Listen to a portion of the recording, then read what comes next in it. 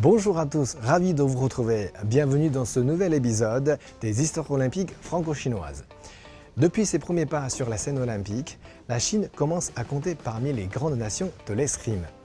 Ce succès fulgurant n'est pas le fruit du hasard, mais celui d'un partenariat exceptionnel entre la Chine et la France.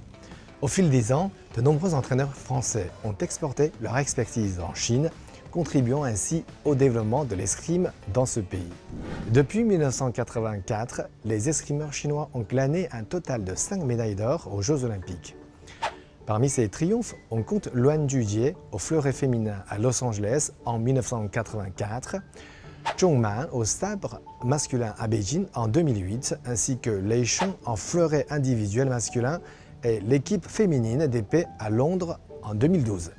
Sans oublier Sun Yiwen, épée féminine individuelle à Tokyo en 2021. Tout a commencé dans les années 1980. Lo Pingwei, directeur de la commission d'arbitrage de l'Association chinoise d'escrime, a d'abord commencé à apprendre le français en 1984. Il a ensuite participé à différents stages de formation en France au cours desquels il a eu lui-même l'occasion d'enseigner son art aux équipes françaises.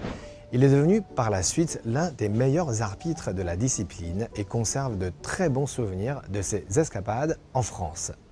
L'un des pionniers français, Daniel Levavasseur, a quant à lui entrepris son premier voyage en Chine à la fin des années 80 avec pour vision de propulser l'escrime féminine au sommet. Pari réussi quelques années plus tard pour cet amoureux de la Chine qui a même ouvert sa propre académie d'escrime à Shanghai. Sous sa tutelle, Sun Yujie a décroché une médaille de bronze à Londres, tandis que la Chine a remporté l'or en épreuve par équipe. 4 ans plus tard, à Rio, l'équipe a décroché l'argent. Au fil des années, un certain nombre d'entraîneurs français ont choisi de partager leur expertise en Chine, parmi lesquels les escrimeurs de sabre Christian Bauer et Frédéric Bellac se sont distingués.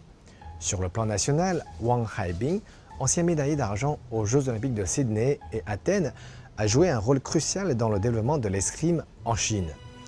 C'est sous sa direction que l'équipe masculine de fleuret a décroché son premier titre mondial à Paris en 2010. L'un des moments forts de cette collaboration franco-chinoise se déroule en 2021 lors de l'épreuve individuelle d'épée féminin aux Jeux olympiques de Tokyo.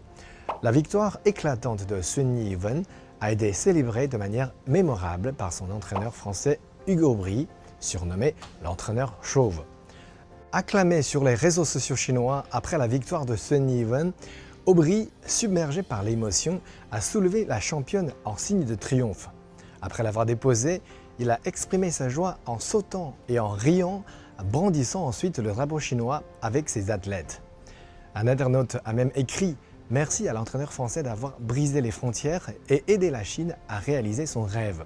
C'est ça l'esprit du sport, le monde ne fait qu'un. » Hugo Bry, chef entraîneur de l'équipe chinoise d'épée de 2016 à 2022, a un palmarès remarquable. Avant de rejoindre la Chine, il avait mené l'équipe française d'épée à plusieurs victoires en championnat du monde et Coupe du monde. Sous sa direction, l'équipe masculine française d'épée a décroché l'or par équipe aux Jeux olympiques de Rio en 2016. Le plus impressionnant, c'est que Hugo Bry parle un chinois plus que des 100. Il a même appris tous les termes techniques de l'escrime en chinois. Des tireuses de Singapour et de Hong Kong lui ont même dit qu'il parlait très bien le mandarin avec un très bel accent français.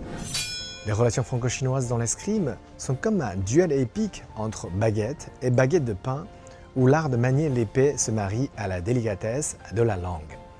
Les entraîneurs français, tels des mousquetaires modernes, ont apporté leur savoir-faire en terre chinoise, créant une alliance aussi solide qu'un coup de fleuret bien placé.